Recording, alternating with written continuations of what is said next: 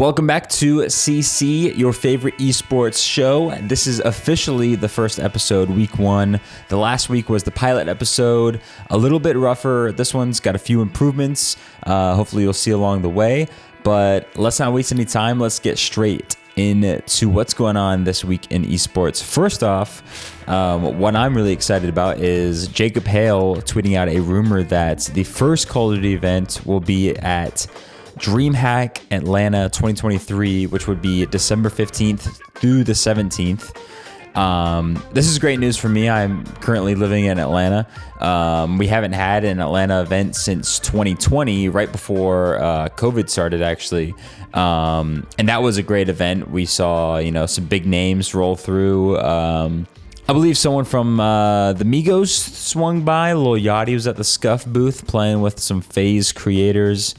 It was a great time. I'm not sure where DreamHack would be. I'm assuming it would be in the convention center, so maybe the Call of Duty event would be inside the convention center. I know Halo's done that in the past with theirs. The last DreamHack that was in Dallas had CS:GO, and they had a whole arena to themselves, and it was a great production. I got to swing by during when I was filming the Halo event at that DreamHack as well. So if this would happen and there was other esports at the event, this would be the first time Call of Duty was at another event with another esport since, I want to say, so if I'm not mistaken, the last tournament that we had a multi-esport event which featured Call of Duty was CWL Vegas 2017, which featured Infinite Warfare and Overwatch. And this was before the Overwatch League and the franchising for both leagues.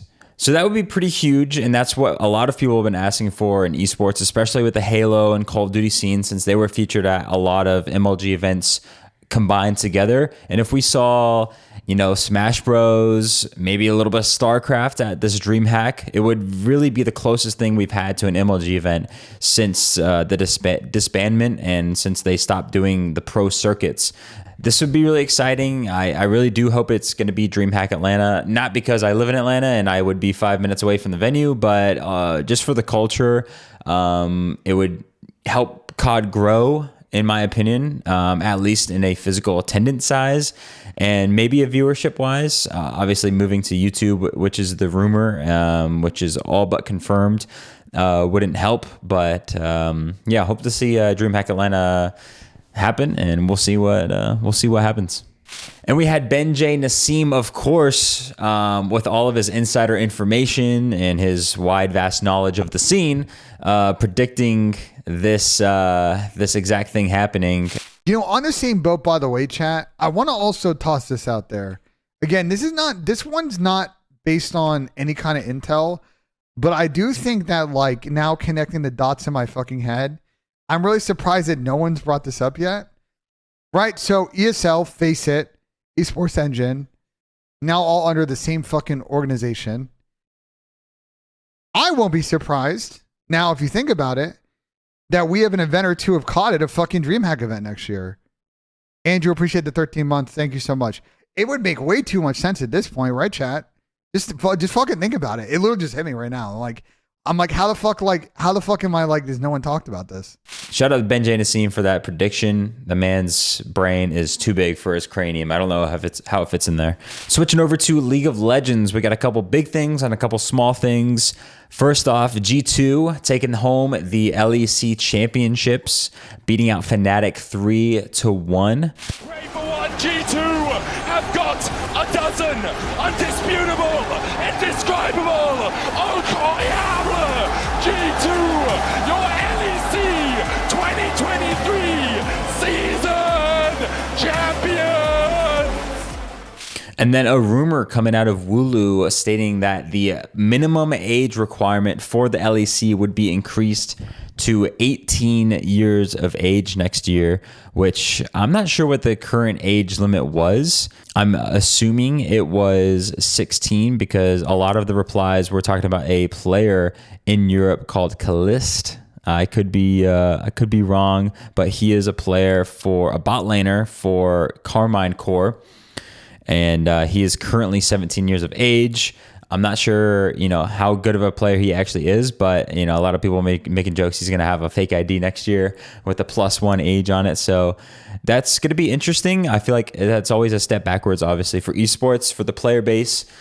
But in my opinion, obviously raising the age limit is a step back for esports just because, League of Legends has a definitely a sizable younger player base that, obviously would want to compete. And I'm sure there's plenty of young people that have gotten challengers and had dreams of going into the LCS. So I feel like 16 plus, especially for a T-rated game, should be allowed. And, we've seen that, these young players in Rocket League are able to, sometimes the 16 to 18 year olds are the ones that are dominating in the scene. So it's sad to see the age limit increased if it actually does, but just a rumor right now from Wooloo. We'll see if that actually happens. And then some smaller roster changes in the LCS are going down right now. Vikla released from FlyQuest along with head coach Song. So obviously FlyQuest not qualifying for Worlds, coming in 9th place in the summer split, and the LCS at 6-12 record. So obviously some changes needed to be made, and I guess they decided the coaching staff needed a change, and the mid lane needed maybe a bit more of a powerhouse. FlyQuest, once upon a time in the past couple of years was, on top of the LCS ladder, but maybe they can return to that next season with these roster changes. Jumping over to Super Smash Bros. This weekend, we had Riptide 2023. The finals, we got Plup versus Wizrobe, as Wizrobe got the bracket reset coming in from loser's bracket. Uh-oh. Oh, nice. Yo! Oh, he tried to Akuma him. No, stomp. Oh, knee. He was so slow. Oh, yeah, the needles slowed him down. Okay. Grab the ledge. Oh, no, never mind. Okay, He knew. Okay, we're game going to 10. Game 5. 1, 2, 3, 4, 5. Oh, no, hands it is 10. Oh, Pluff's hands are shaky. Pluff's hands are so shaky, bro. They're so shaky. Calm more, man. Game 10. Game 10. Wizzy not letting the first set effect happen to him, you know what I mean? Super guess, but okay. Yo, let me get that. Everywhere, man. My man, Verizon with the coverage, bro. He said 5G LTE. Get at me. No one wants fucked away. It's so quiet. Yeah, right. They're so quiet. Damn. I know, right? Like, damn, looking like a Hungry Box tournament. If you had one chance. One shot. One opportunity. Oh, yo. Oh, we want to win. Oh, yeah, yo, we want to win. Up tilted. Oh. Yeah. Oh, no, Talk to me. that's Oh, so tough. just like that. Oh, Okay. he won. Oh. Yo, the Oh, wait. The custom combos. Yo. Build the bare ass combos. Oh, give me my- that. Yo. F tilt. Oh, my. Ooh, yo, he's not done yet. Oh. Yo, bro, that was. Yo, spin that. Oh, Hey, wait. I mean, it's gonna work eventually. Yeah, you do it 10 times. All right. He's gonna get cut. Where's he going? Ultra Instinct? Is he gonna dodge all these F tilts? He's camping the edge, bro, but he's. Oh, I wait, said, I think that'll do it. Yeah, that's it. Plup gets it and done. Plup is your Riptide Yeah, 2023 champion. Let's go. Beautiful set. Well Shouts to played, Wizzy well for. played. It looked over. Oh, yeah. And then he definitely made a set. Yeah, no, no. it's not. Yep. We saw Cody Schwab take to Twitter saying, "Are people really saying Riptide isn't a major? 6 of the top 12 plus Wizrobe and more stacked in the 13 to 50 range than a lot of majors this year." We saw the replies, people saying, no Mango, no Zane, no Leffen, no major. Wizrobe, of course, isn't ranked because I think he missed a lot of events or something. But yeah, a lot of the top people that do win the events weren't there. Amza was there. So a little bit of the debate on Riptide 2023, but obviously, regardless of major or not, it was a great tournament with some heavy competition. And speaking of Amza, I just want to throw a shout out to Awesome Sauce, who uploaded a 50-minute documentary on Amza and where he came from and his come up and winning his first ever event. Spoiler alert, he won his first ever event. And it's just a great video, and it shows the amazing character that Amza is and how much he has, brought forth to the Melee community. And so it's great to see him still competing, obviously, and I hope to see him competing years to come. Link in the description for that Awesome Sauce video. Check it out if you love Melee esports or esports in general. The world is ending in the Valorant space right now as Aspas' contract has ended with Loud. He posted a tweet with a video announcing that, with the description in English and the videos in Portuguese. He's saying for the past 2 years, everything they did for me, he's thankful for, but he's looking for new opportunities. He's currently living with Stacey, but not teaming with him. He's just unemployed. And I like that he said he can speak English and Portuguese, kind of hinting towards, his open-mindedness towards playing with an English team in North America, perhaps. So we'll see if he teams up with any of the godlike players that we have in the North America scene. Speaking of which, we got a rumor that EG is letting go of their entire roster, or they're giving them options to explore with different organizations, different teams, as if they don't leave the team, they'll take significant pay cuts. This is just a rumor as of right now, but the team's kind of up in arms about it. 1.6 million views on the tweets already. We had a couple EG players tweet out around the same time that as the rumor came out. Ethan saying winning is cool, sucks it doesn't matter anymore. So a lot of sad tweets from all these EG players. So definitely something going on behind the scenes. Obviously there's a lot of esports winter talk going on right now with salaries, with pay cuts, with layoffs, with entire companies. So we got a little bit of a discourse going on between Golden Boy and Courage.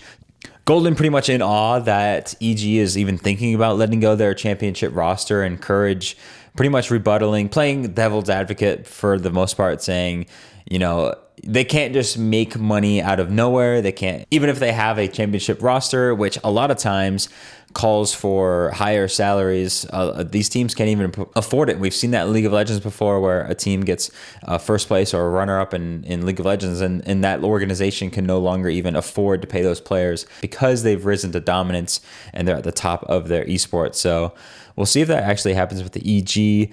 Definitely trust what he says, but also I understand that money can't come out of nowhere, and you shouldn't pay egregious salaries just because you can, or just because someone's winning.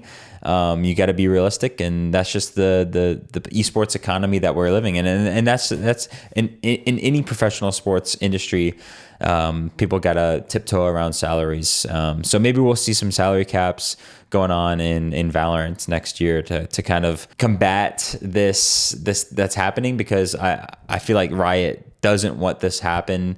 They want teams to stick together. They want people to be paid well, but also not be paid so much that it causes companies to go bankrupt because they're paying so much. So, and then a rumor with the Guard, which we talked about last week, is that they've reached a verbal agreement with at least 3 players from the Guard roster.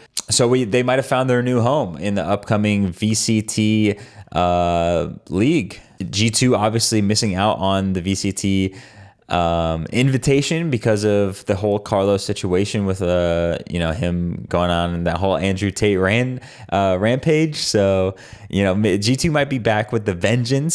So I hope to see that come through fruition. And then over in the European side, we had Fnatic announce that their head coach, Mini Jake, is stepping down from his position. It seems like a more personal decision. He wants to have a better work-life balance. Obviously, being a head coach of a Valorant team is a heck of a job. It's got to be your life. It's got to be what you live, sleep, eat. So doing that for any extended period of time can get to your mental health. So I hope Mini Jake really finds, what he's looking for and finds the happiness, and maybe he can make the return to Valorant esports soon. And then something that I wasn't even sure if I wanted to cover, because it's not necessarily esports related, but because FaZe Clan is such a pillar in the esports scene, the FaZe CEO is terminated as of this weekend.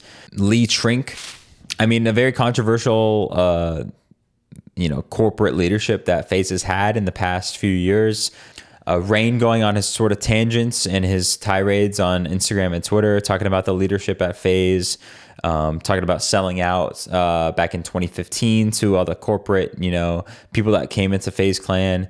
But he responded to Jake Lucky's tweet saying, "Don't get excited, trust," laughing emoji. So we'll see if anything actually comes of a new CEO, but Rain isn't too excited. Maybe they have someone in mind. Obviously, their stock isn't doing too well, so that probably plays a part into coming out with a leadership change. So we'll see. We'll see what happens with the FaZe Clan in the next coming months. And last but not least, we've got the Apex World Championships this past weekend. So basically, we have Uxako subbing in for a team, and then that team tried to use their emergency sub, and then once they found out they weren't able to use their emergency sub, asked Uxako if he could join back the team. Impulse says, "Down to try to win it. I mean, would you play with us?" And he responds, "I'm thinking about it, but I don't know."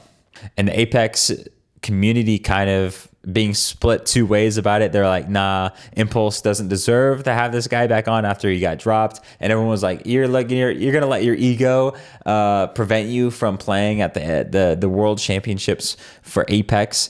Just a little bit of drama going down there, and Uxako kind of getting ego in the way. Another big storyline coming out from the early stages was 100 Thieves didn't even make it to Championship Sunday. They did in the previous year, and they were one of obviously the bigger organizations to be present at the tournament. So them being out on, I believe, Saturday was a big upset for that team, and we'll see if they stick it out with Apex esports in general. I know they've got It's Timmy on the 100 Thieves content creator roster, so maybe we'll see him move to the starting roster in the coming seasons. And of course, we've got one of the most insane esports finals I've ever seen in any esport that Sunday. And we'll have a recap for you guys game by game. And so let's jump into the first game. Optic winning their very first game, coming out hot. He will clean our Element 6. Moist Esports also dispatched with as Optic and FaZe start to move towards each other. Optic Gaming versus FaZe Clan. This is Esports Org's royalty going up against each other right now. But FaZe, they have to try and reset. Optic are far healthier in the moment, but both Duck Bells are down. 1, 3, 4! Knocked with the damage, knocked with 2. Optic Gaming surely in this position must be able to win our first game of the Grand Finals. The form team coming into this week in Birmingham just have to deal with one more player. Drop goes in, Drop with the spray, Drop with the win! And the green wall stands tallest in our first game of the Grand Finals. Moving to game 2, we had Dreamfire getting the second dub. Start a fight to ascend, actually. Off the back of that, they're going to be a duo, and I don't think there's any way that they can come out on top. Your Chinese team, Dreamfire, moving up into first place already. Can they get the win to cap it off? He's got the Prowler, he's got the high ground, and Dreamfire are your game 2 winners. The crowd goes crazy. The shines of red lighting up the crowd.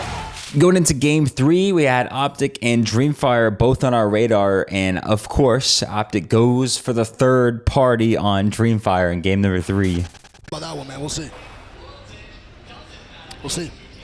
I mean, Dreamfire needs to win this creek. They are 7 points off. If they get this 3 KP, bro, they'll only need 4 points. What a fucking bounce that was. My God, and here we go. This is huge. Oh my God, the shots. Do we do? Give me two. It's one more left. Drop. They're in. thirding in. Oh my God, the immediate third party out of Optic Gaming here is such a good fucking call, Greek. My God, immediate third from Optic, bro. As Roy and D ever try to stay alive. And look, Optic is now getting in the mix. As Roy's gonna go down to Skittle Cakes. Pipe's gonna try to stay alive. My God, Optic Gaming with the right call, bro. Good golly gosh, G. Willikers, mister. I mean, really, G. Willikers indeed. That is a great play from Optic Gaming. They also, on top of that, they know that DF is in first place. They now can stall them getting the match point threshold. Bro, they're banner camping both teams. 100%. Optic having some fun on Twitter. It's shouting out our POI, and the tweet gets 5,000 replies in 20 minutes. People making bot accounts. The Chinese were going crazy. It's now the fight for second place for Realize against FaZe. Oh, is a black hole enough to bring this back as a duo? Maybe. It's a very good ultimate. They get sucked in straight into it. But Optic, on the back of it, 50 points isn't enough for them. They will secure the dub. After that win, Optic was on match point, being the first team to do so. And headed into match number 4, we had one of the craziest endings in Apex Legends history. I'll let it play out. Optic Gaming might be about to break records. 2 squads remaining. It's NRG versus Optic. Everyone in the arena has just become an NRG fan as they want this tournament to continue. Prowler for Nathan. Could that be the difference maker? Sweet has to retreat. Does he have a shield swap? No, he doesn't. Sweet goes down. Nog gets the first kill for Optic. Dropped. Tries to move in to clean up the pieces. Optic will fall. NRG clutch.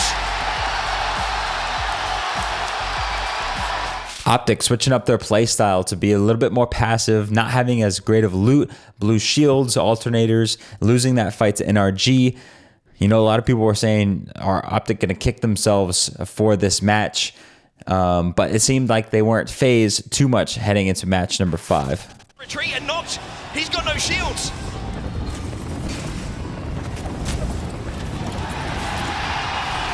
Skittle Cakes is down. Dropped is down. But Nox is still alive. The dream is still alive for Optic. But it's looking like this could be the end of the road. The catwalk goes down. It's one more game here in Birmingham as LG going to the final fight against Black Hand. If Black Hand win this, they could get onto match point, but no! LG will deny. They've been holding strong, but Strafing Flame said he struggled with pressure. Well, now pressure is on your shoulders, just as our LG. He gets punched down. He gets booted in the face. LG with the win here. Moving into match number 6, our leaders of points, Optic, are out at 20th.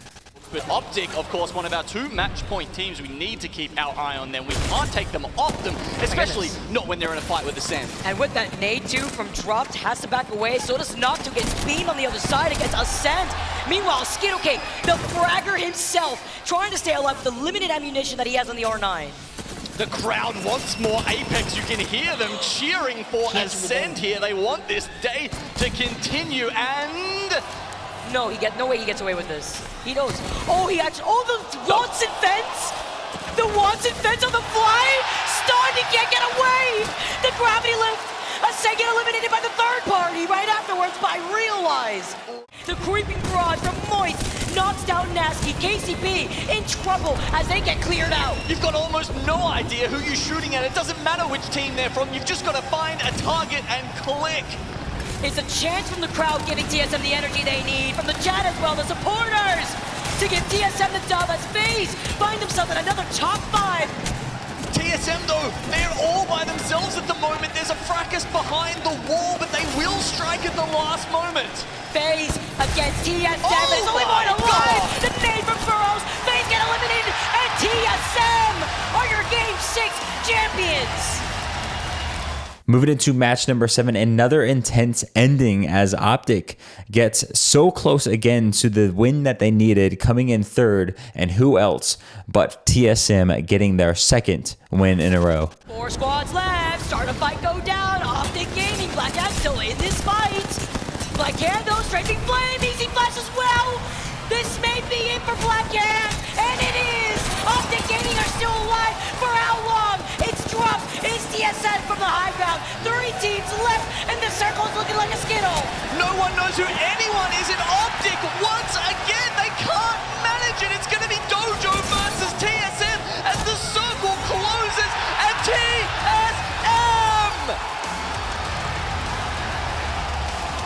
Moving into match number 8, TSM getting 2 wins in a row is now on match point. Surely they could not get the 3rd win in a row and take home the World Championship. There's no way.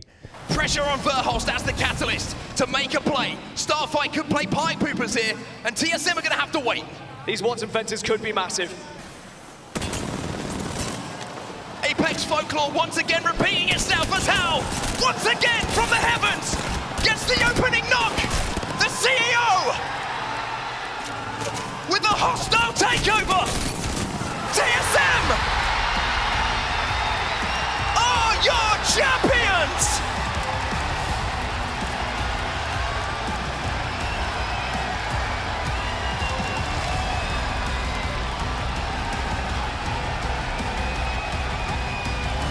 TSM, with the power position, chooses not to shy away from the competition in the lobby. They push up, they get 12 kills and get the win and take home the Apex World Championships.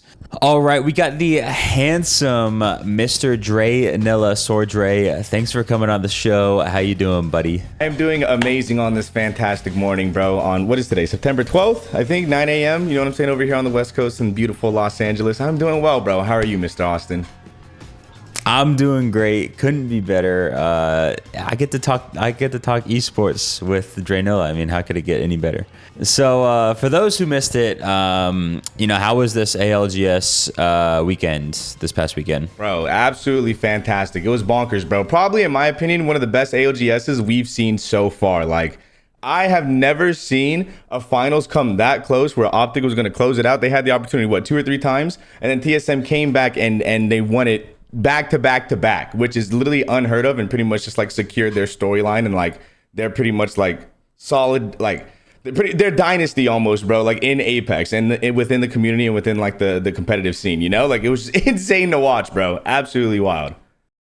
Yeah, that's actually the first time I've heard the word dynasty throw out. I've heard, that being said about the Optic Halo team right now. But you think they're gonna continue that success in future seasons and whatnot? Oh man, the way that they're playing right now, I think so, because they have been such a strong force within the Apex competitive scene for so long. Like, you have to give credit where it's due when it comes to Hal and Reps, bro, because they're a dynamic duo and they know what they're doing when it comes to competitive Apex. Like, they know how to get shit done. TSM is such a good team when it comes to like coming back from nothing. You know what I'm saying? Like, they have the strongest mentals, in my opinion, when it comes to the Apex competitive scene. Like, they know how to just like brush aside like a game that they, like a bad game that they had, like talk about their weaknesses and what they did wrong, but go into the next game with like a fresh mind, like okay, like we can do this. Like, we're not a bad team. Like, we can pretty much like shit on everybody. We just have to like play it smart, and they're such a good team at doing that, like coming back from nothing and just like resetting it. Like, they're so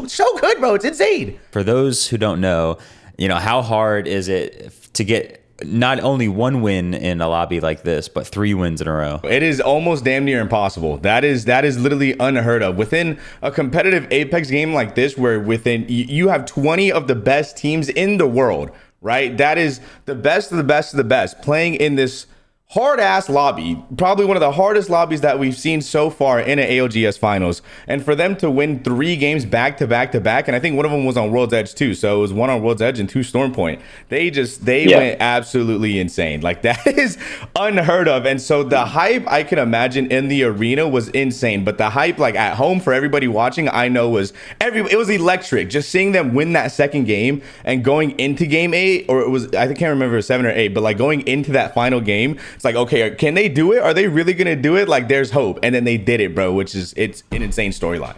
Insane. Two LAN wins.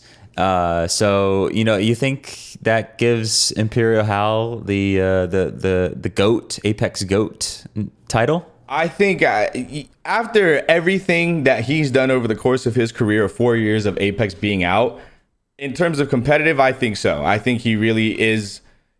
If you want to give him a title, the GOAT, yes. He's the CEO, bro. He can do it all. Like, watching this man play and watching this man come back, bro, and just watching this team evolve and get better and better and better over the years, because they haven't gotten worse. They've only gotten better. Like, for them to maintain their status and to keep just like, you know, just getting belts, bro, under their waist and just getting these fucking wins back to back to back. It just really shows like how much work they put into the game and just how good they really are, bro. So in terms of IGL status, I think so. I think Hal is the GOAT. Well, that's it from me. Thanks, Dre, for hopping on. I really appreciate your expertise on the Apex scene. Thank you for having me, bro. I appreciate you, bro. Well, that's going to be it from your boy over at CC. I hope you guys enjoyed this episode. This week was pretty jam-packed with roster changes, CEO changes, Apex World Championships. Great week in esports, and I'm looking forward to the next 7 days that we got coming. World Series of Warzone this weekend. Catch it on Saturday the 16th. See you guys in London. I'll be there in person doing some extracurricular work, and maybe I can get something there while I'm there. So thank you guys for watching, and we'll see you guys next week.